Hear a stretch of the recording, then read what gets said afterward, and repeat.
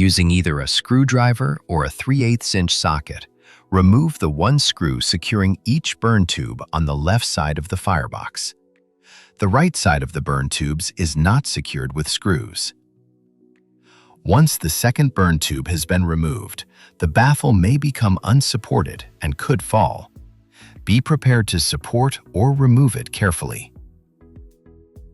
Installing the baffle. Important: the baffle is very brittle and can break easily if handled roughly. Insert the baffle into the firebox at an angle, leading with the upper right corner. Once inside, gently rotate and position the baffle so it is centered over the middle of the firebox. Because the baffle rests on the burn tubes, it will not remain in place until the burn tubes are reinstalled. This step may require two people, one to hold the baffle while the other installs the burn tubes. Reinstalling the burn tubes.